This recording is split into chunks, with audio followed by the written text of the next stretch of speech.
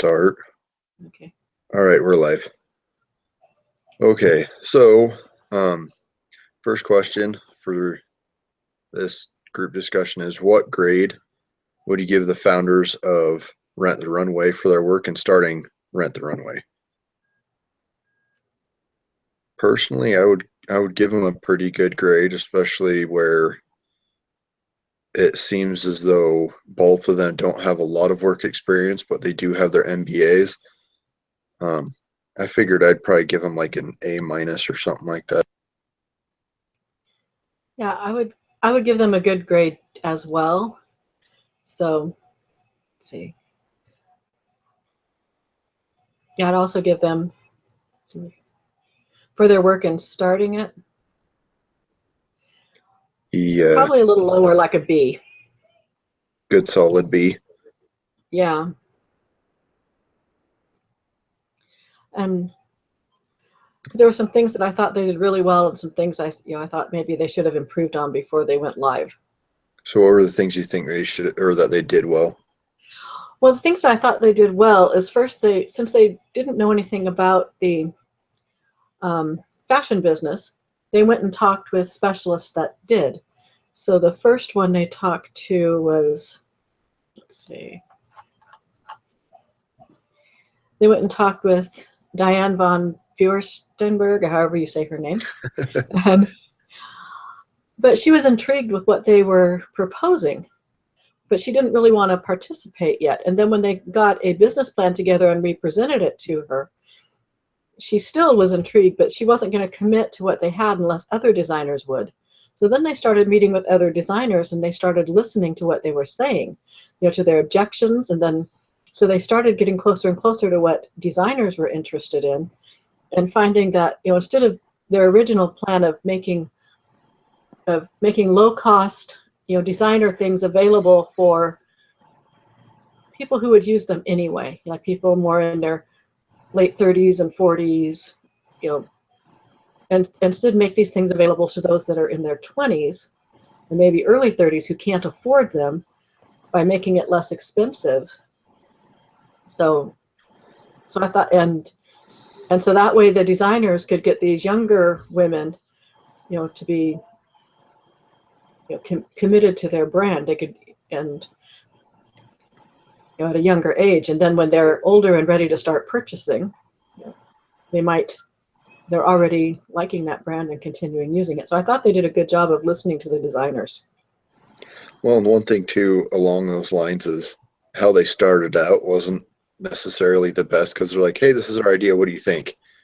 And Yeah. if I remember correctly, they said some of them laughed at them and they're like offended and whatever. But I thought they did well in adapting rather than continuing with that approach.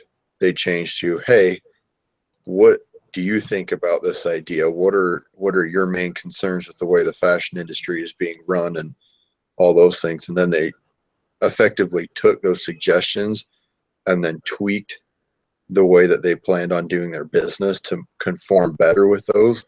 And I think in the end that helped them out more than anything, to go back to those same designers and say, hey, look at our business idea. This is what we're planning on doing. We've implemented the things you said you wanted to see changed. What do you think? Yeah. And then they had a lot more I designers think on that, board once they did that. yep. And I think that's actually one of the things that they probably should have done differently right off the bat, especially since, as you brought up, they didn't know the fashion industry at all. Yeah. Probably would have been best to start with, hey, what do you think, to help identify the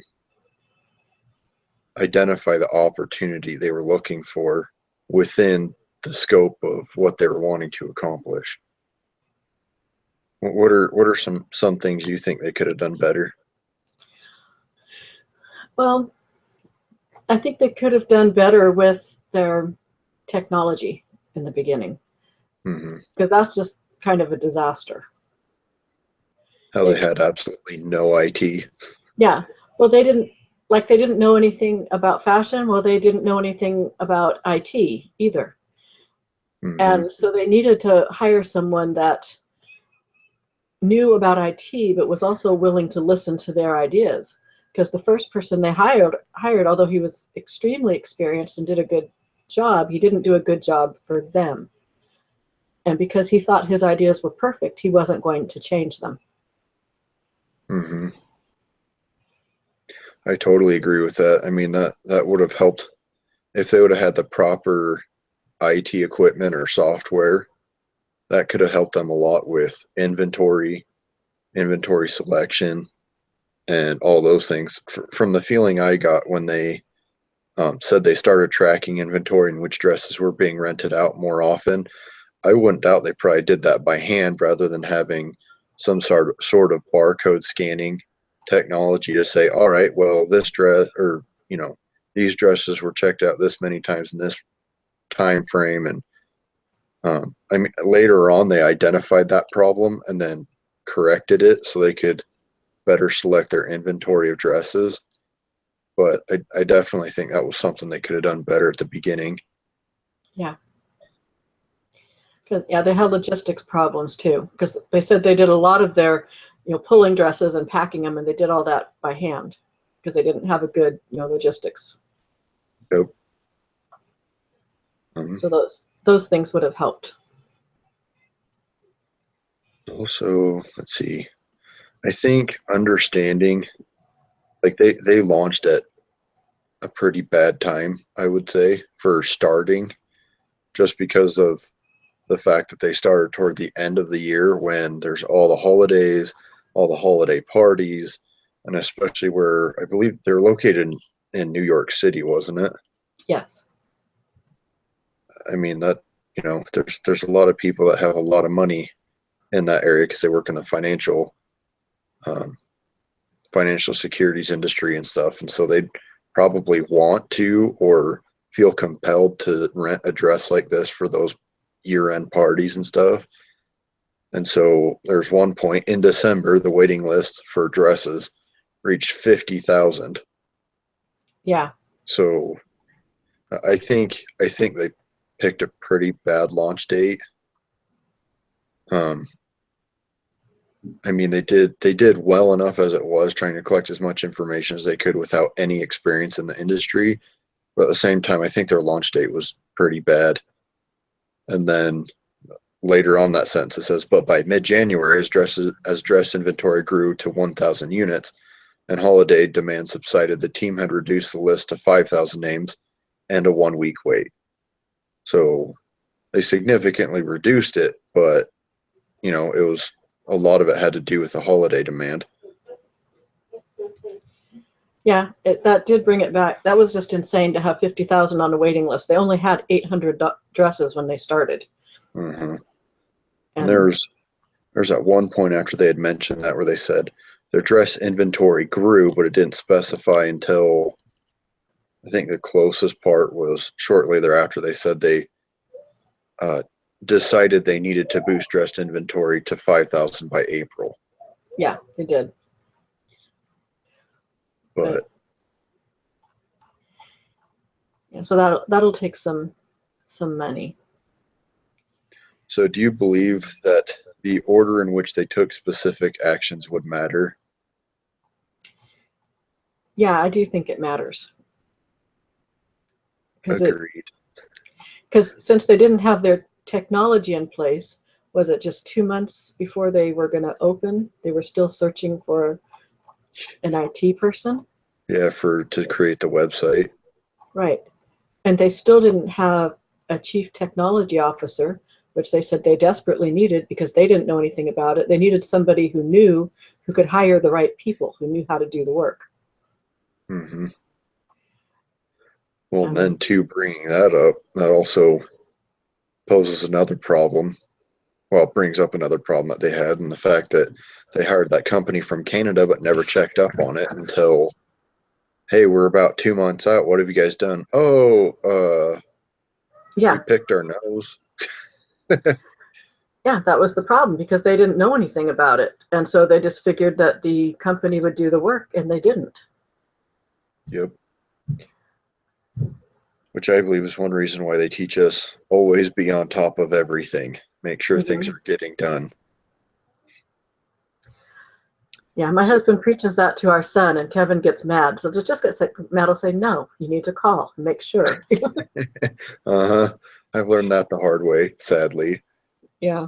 I'm actually in the middle of trying to get an internship, and I keep trying to contact the HR guy, but it's been over a week since I've heard from him. I tried swinging by today, but he was in a meeting. So, like, dude, I just need to know if this is go or no go, because if it's no go, I'm gonna go find another opportunity. But and Yeah. especially, at least from what I've learned in my entrepreneurship classes, is it really is about hard work, long hours, and then follow up. You got to Yeah. make sure that everybody's doing what they're supposed to, including partners. Yeah. How do you feel that the, sorry, go ahead. No, go ahead. How do you, or have the founders of RTR validated their business model, in your opinion? Okay, well, first, let's see. It's been a couple of semesters since we talked about a business model. So I looked at this question and I was going, okay, I'm old. Uh-huh. What was that? So, I've had the same problem. because like the abbreviations they had there, CVP, GTM, TOM, CFF, I don't remember what those mean. I don't even remember even going over those, because I was trying to think of what those might possibly mean, and I couldn't remember a class where they specified those acronyms. Yeah. So, Because I was having the same problem with this number 4 section. I'm like, hey, I get the general idea of what a business model is. It's essentially, why your business exists and how you're going to accomplish your goal. yeah, But I don't remember going into this kind of detail. I don't either. So let's Well, see. personally, I think that they have validated their business objective and that opportunity, because um, if you look at what they've done just within 2 months, they've been, from my perspective, pretty successful. I mean, as an entrepreneur, you're going to end up with snags and little problems here and there, no matter what you do. But they seem to face it pretty well and still be pretty successful. I mean, they're constantly had their dresses out. I believe they mentioned that they had a good partnership with the dry cleaner. And the dry cleaner understood their expectations and how to get, things Uh-huh. done, to use lighter detergents in order to extend the life of each dress. Yeah. But to me, I felt it very well validated it, and it seems to me, based on that statement and others about the whole, hey, we need to increase our inventory to 5,000 dresses by April. To me, that Yeah. statement in and of itself is a validation of that business model, Yeah. because it worked. It was no longer, hey, let's sell this dress that costs maybe a couple $100 to make tops, and then turn around and sell it for $1,500. Well, hey, how about this? Why don't we put it at a significantly smaller price? You can rent it for 4 days, because let's be honest, how many times are you going to wear a wedding dress or a designer dress? And then, I've never Yeah. lived in New York City, but I can imagine they're the kind of people where you never get seen in the same dress twice. Well, that So, was one of the things that one of the founders said her sister Becky was. That's what gave her the idea. Was watching Becky look at her closet, and just because she needed to go to a friend's wedding, and she's like, "What am I going to wear? I want to buy a new dress, but it costs $1,500, and I'm not sure that I want to spend that much. But I know that the pictures are going to end up on Facebook, and I don't want to be seen wearing the same dress twice." So mhm. so that was what she thought of it. There had to be a better way than buying all these dresses.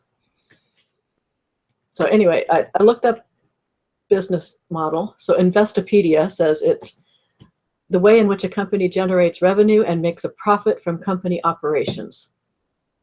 So that's what a business model is. Okay, so it's essentially how you're going to execute uh, your business objective. Right. So for them, how they generate revenue is by renting dresses that they purchase. which I think, was an excellent idea. Um, Yeah. what do you feel are some of the key elements of their business model? Well, the key elements is Well, I that, guess you just kind of mentioned it. They buy it, turn around, and rent it out. yeah, but it's who they're targeting because they're targeting young women. Hmm. And so they're target with and they also have ties with the designer to help. So I can't remember exactly how it was phrased. Um, Well, and they had mentioned in there that uh, one of the reasons that or some of the designers were attracted to their business was because of the fact that they said, "Hey, look, your target market is the 30 to 40 somethings yeah, who have the money to purchase the dresses, but you want to build brand loyalty," which is kind of funny because it sounds pretty similar to the way McDonald's has their business model. Hey, let's put a playhouse inside each location so that way the little kids love going there, so they build brand loyalty and they are there for the rest of their lives. And so that girl's saying, or the founders were saying, hey, these uh, these 20 and 30 somethings who aren't making enough money to purchase these dresses but are interested in wearing them, we could target them through this, so that way when they get to the point in their careers where they can afford them, they'll have designer loyalty. right. Because they'll already know what tastes. Well, they kind of know what they like anyway, but they'll see who's going to supply those things. So that was one of the things that was on here because I found where it is. It's on page 4. It says that after they had listened to the designers, they said, this is the way to put that girl in your dress and give her a powerful emotional experience. She gets Mm-hmm. compliments from the most important people in her life. Those compliments make her intensely loyal to your brand. She wants to own it. And maybe it doesn't hurt your brand to show it off on a 25-year-old rather than a 45-year-old. Yeah. And Well, and the good thing too, if you remember the focus groups that they did on, I think it was Harvard and Yale campuses, yeah, um, when the ladies actually tried the dresses on, I think they quoted one girl saying, "I'm hot" or something like that. yeah, they did. But But that some, was yeah, go ahead. sorry. Go ahead. I But was just something I going to say found that really was interesting about that, though, is that the ones who tried it on, it said only, let's see, 34% of them actually rented dresses. which I believe was way higher than No, the those who second had trial received. at Yale, because the first one they did at Harvard, and they invited them to try them on, and only 34% rented. The second trial they did at Yale, where they let them look at the dresses but didn't let anybody try them on, 75% of them rented. Huh. That-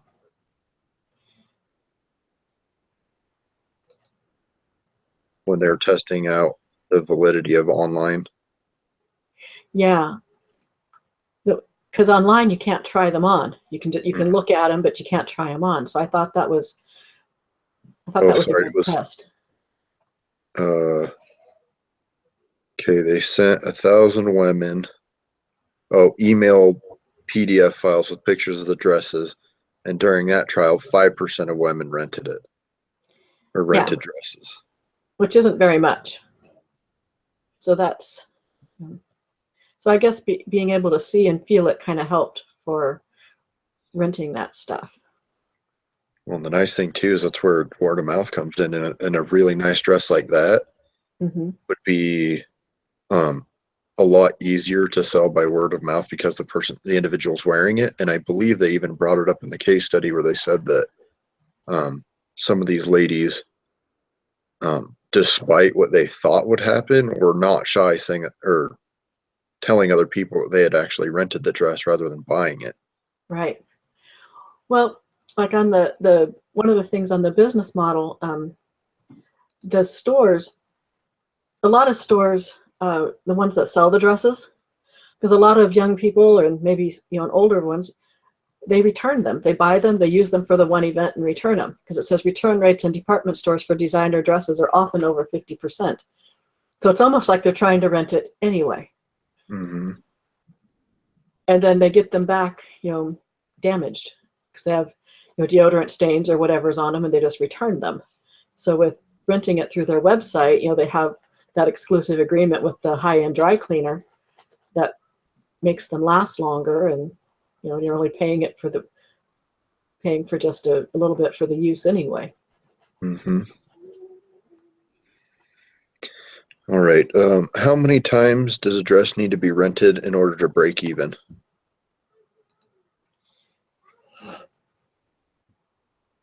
Okay. From what I figured out, they need to be rented 8 times. Oh, that's not the figure I got. Oh, but I based mine off of I think it was a last exhibit or exhibit 4 with their estimated numbers. Yeah, I used that as well. Oh, I got 3.83 times. How did I get that? Because I did the cost of the cost of the dress to RTR, which was 226. Right. Then there's a revenue per rental, $90, and then the variable cost per rental. So what I did is I did the cost of the dress divided by the difference between revenue and the variable cost. Okay, because one of the things that they send out 2 dresses every time that someone rents one to ensure Mm-hmm. fitting. So they're sending out 2 dresses every Okay, I time see. someone rents.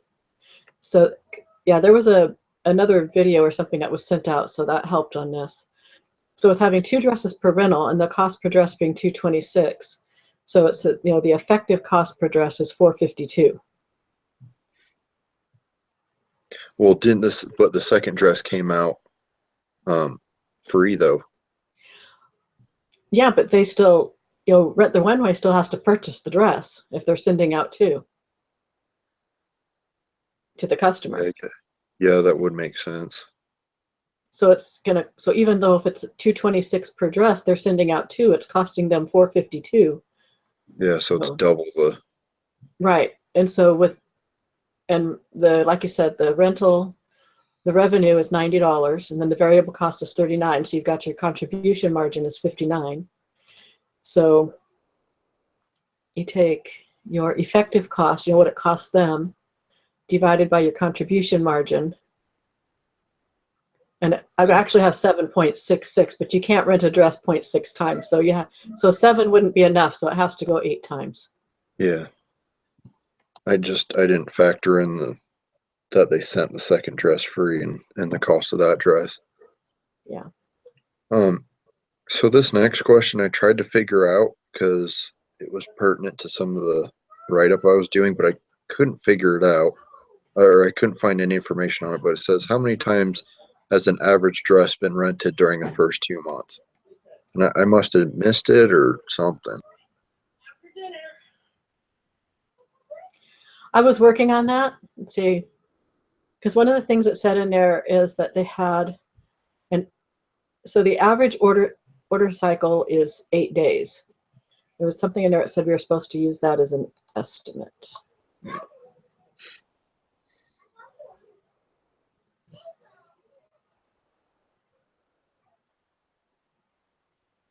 That's not how you spell 8.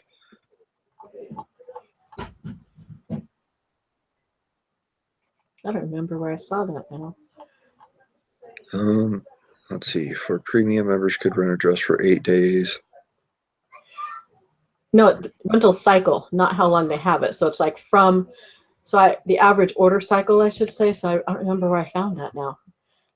Because all the stuff that I did yesterday, I made a note of what page it was on. So when I was able to talk, I said, oh, it's here. But I didn't do that for this case. So I'll have to remember to do that more often. But the order cycle, so from when the order is accepted, so when it leaves their warehouse, the girl gets it, uses it for her night, sends it back, 8 days cycle. Does that make sense? Yeah, Okay. I'm trying to find it. I love Control F. Yeah. And then, so I figure that if it's 8 days per rental cycle, then they would have approximately 3.8 rentals, almost 4 rental cycles per month. Yeah, I can't find that. I don't remember where I saw it. Now I have to find it because it's going to bug me because I know I read it somewhere. So if it's an average of 8 days, that would be 30 divided by 8. Oh, here it is. It's in on the questions that we had for the prep. Prepare for your group discussion by answering the questions. It's the one that asks you to do the one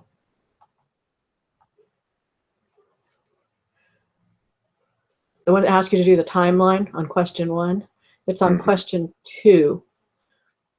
Because it asks on there how many rentals are necessary to cover the cost of an average dress.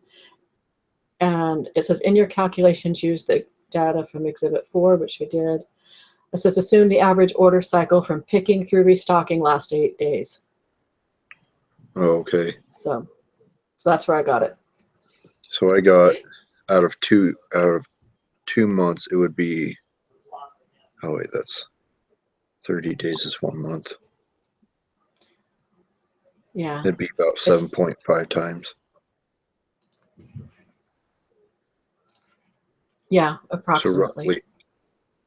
So roughly 8 times. So they'd pretty much break even by the end of those 2 months, at least with all the initial dresses they'd purchased. But that's assuming their estimates are correct. Yeah, because I was stuck working on the next part for the average rental. Because see, how many rentals did they have in first 2 months? Because didn't it say somewhere they had about 2,000 rentals?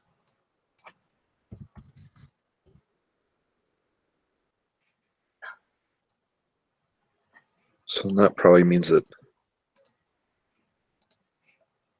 Oh, never mind. All right, Kate.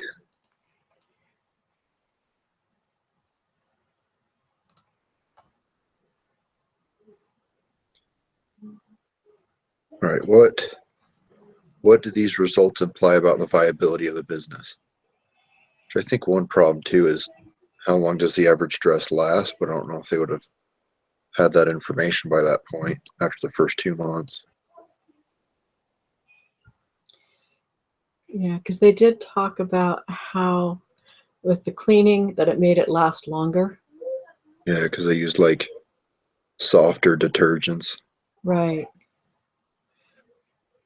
But as long as those dresses lasted for those 2 months, they'd at least hit break even. Then everything after that would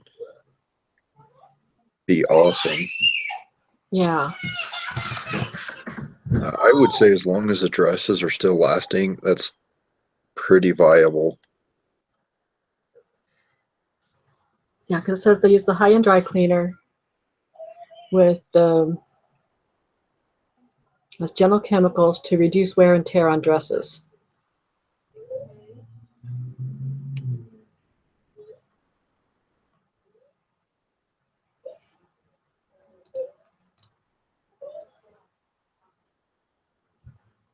But it doesn't. Some of the problems that they had with their renting is that some of them weren't returned on time. So even though they charge a late fee for not return for when they don't get it back on time, it prevents them from sending out the dress to the next person when they've reserved it. Mm-hmm. Which actually make them lose money. Yeah, because they had a lot of angry customers calling in because they weren't able to meet the reservation. Well, I can imagine with having a waiting list 50,000 deep. Yeah. That's a lot of displeased individuals.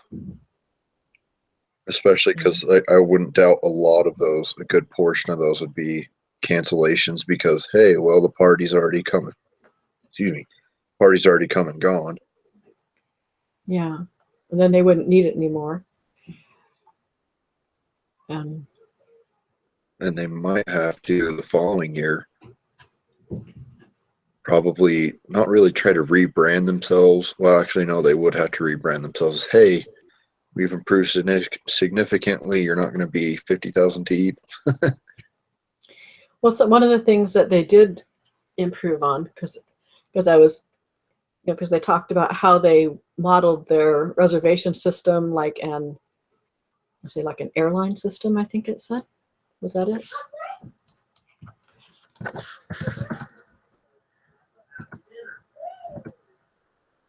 Yeah, so it's on page 7. It says our reservation system is like an airline's. It's much more complex than a standard off-the-shelf e-commerce. Because like when you and as I was thinking about this, it's like if you book on an airline, you know what's going to be available on that date Mm-hmm. because it tells you that. So that was one of the problems that Rent the Runway had, is they didn't have that initially. They just had all these dresses, and so women are trying to reserve them, and then they find that they're not available. And then they never really had a way to, at least it wasn't mentioned that there was a way to suggest a different dress that was in stock, kind of like, oh, what was that? I did a case study on a business that, I think it, no, it was Netflix. They had mentioned in this thing, and even in that New York Times article, I believe it was New York Times, Mm-hmm. but in that article, how they're trying to be like Netflix through the Netflix model. But I was reading about Netflix before they had done their online streaming, or at least really made it big. When there were DVDs that were not available, they would try to suggest other ones, which helped with their inventory turnover rate rather than everyone wanting new releases, because they had just a limited amount of new releases. They would suggest older movies that they already had, and then they'd ship those out to people. Yeah. Well, they started doing that, but they didn't have it that way at first. It was until after, customers kept asking for it. So Mm-hmm. that was when, okay. Yeah, they had, because that's one of the things that I put, that they had to ask for a filtering system so they could see what dresses were available for their date. And it says they added it as quickly as they could. And so, Which is a good response. And I think, like you had mentioned earlier, that's just a failure of having a CTO. yeah, because if they'd had a CTO and a good technology company at the beginning, because as they talked about, these are the things we need, and building that. And the So, steps that they made at the beginning, they were thinking, we need fashion advice, we need technology, and they went out to go get those things, but then they only followed up on the fashion part, not the technology as well. mm-hmm. So out of the two options, out of scaling quickly or addressing their operational efficiencies, which would you prefer or suggest, I guess? I think that they need to work on operational inefficiencies first, What? because of a lot of the reasons. Like, let's see, they have problems with logistics because they said that their warehouse is often chaotic, and it's because it says, see, the director of technology for their warehouses processing is essentially manual, and they're scrambling to put a system in place. So they don't have a system in place, and it's chaotic. Well, if they expand more dresses, how are they going to catalog where all these things are and get them out to customers? If they don't have a handle on their warehouse. Mm-hmm. And then I thought for the technology that, let's see, now we just talked about that they, the reservation system, it took them a while to get that fixed. And then they also had said on their website that the design of it led to many misunderstandings about insurance availability and the checkout process. So they had all these abandoned carts. And so they intend to fix that as soon as possible, but when? Because if they work on building inventory, when are they going to do their technology, since they don't have someone who's in charge of that yet? Mm-hmm. And then there's their staffing stuff, because the one person they do have, it says the co-founders saw a need to significantly expand their engineering staff since Sakdeva found it difficult to keep pace with demand for new features. So he's having a difficult time doing it. And so with Oh, it being a technology driven business, they need someone to do that. So that was why I thought that they should work on their infrastructure first and operational stuff. Well, I actually took a different approach, and I have a feeling. Well, anyway, I'll get into it and see what your opinion is. No, So you're I supposed to. chose. So Well, I guess I'll tell you what I was going to say later if I remember. So okay. I chose to scale quickly. Hmm. Uh, Reason why was because they had stated, as we mentioned before, that they felt they needed 5,000 dresses by April, and they had started out with 800 dresses. And in order to get to 5,000 dresses, you're going to have a lot of money up front because I think what the dresses they wanted started at like 300 up to $1,500 or something like that. And I mean, that's say as they increase their inventory, as mentioned, even if they got it to 1,000, it's a 500% increase in inventory. And they have the money to survive until early 2011 um, when they when they were going to go for their next round of funding. Um, right here, they had said RTR had ample funds available to cover budgeted inventory and personnel additions through early 2011. Well, that's awesome, but I would assume that the reason they mentioned they wanted 5,000 by April is they're doing far better than planned than they had before their launch. Um, I'm assuming that budgeted inventory was either replacement inventory or slowly increasing. And then also another reason I chose to go with scale quickly is because um, not just because of that, also because the following year they're probably going to get a lot more requests during the holiday season for their dresses.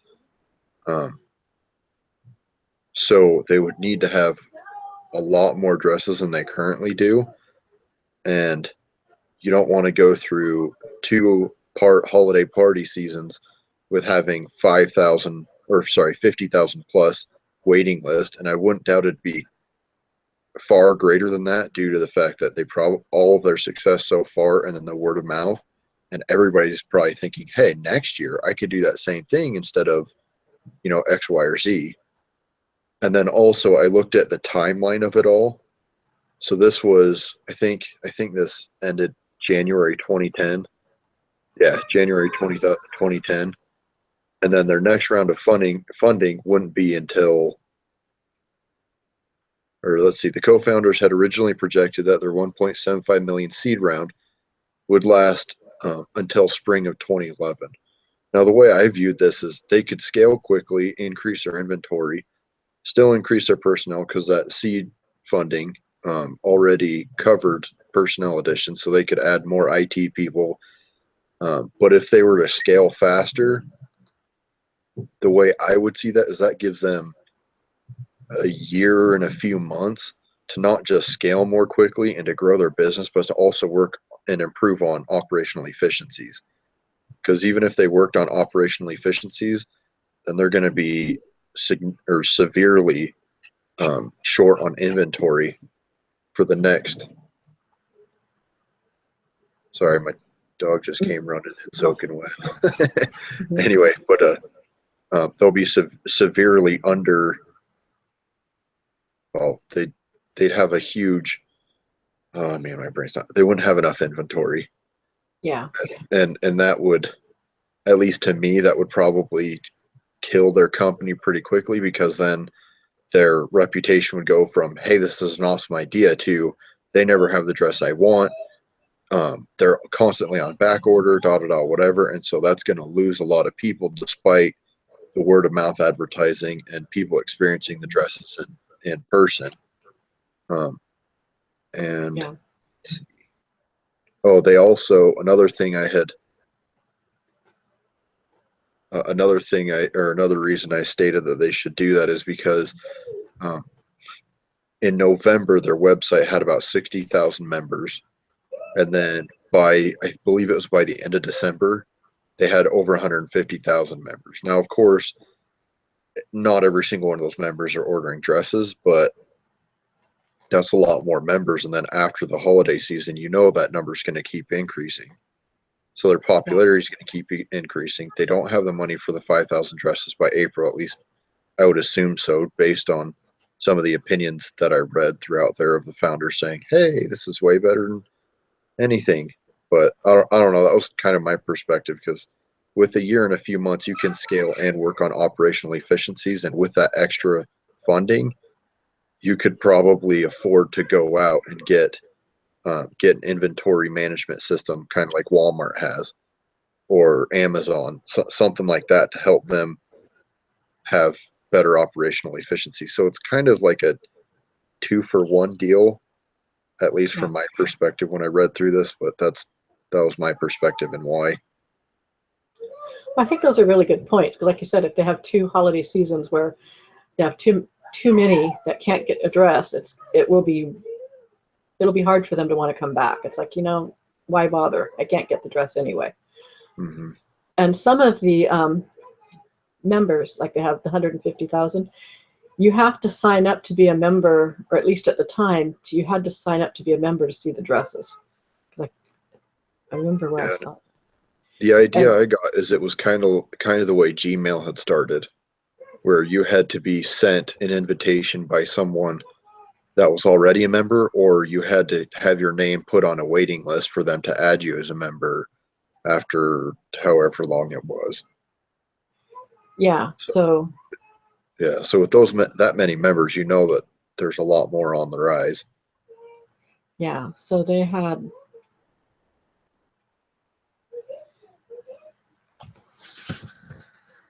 So yeah, I agree with that. Those are some good points. I'm just really concerned that, if they don't have the infrastructure to get Hmm. them out, then it's like, yeah, they said they have the dress, but they didn't get it to me on time, and you know, Well, and scaling too presents a whole bunch of other problems because you got to hire the individuals, and if you don't have that, well, those operational mhm. efficiencies, and you're going to get dresses lost. You're going to have a bunch of problems with dresses getting out, getting them back, keeping track of them all, which is why I said, well, I would go for the funding right away because if you did get that kind of funding, you could afford the technology or the programs and stuff to help better track to make operational efficiencies.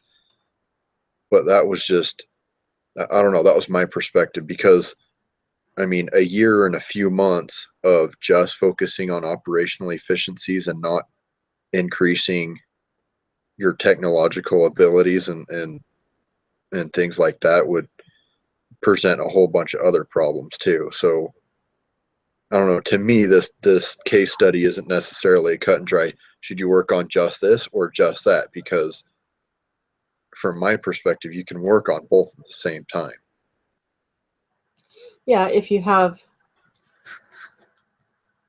the organizational ability to do so, Yeah.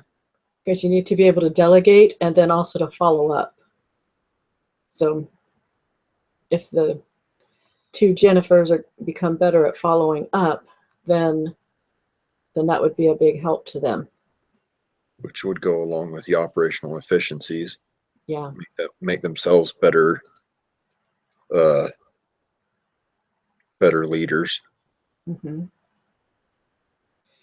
Because they're considering accessories too, not just dresses. Yeah, because they're gonna do jewelry and shoes and makeup, weren't they? Well, the jewelry they were considering first, the consumables like makeup and hosiery and stuff like that. Says that I don't think they were quite leaning towards that as much. It's something that they might want to add later.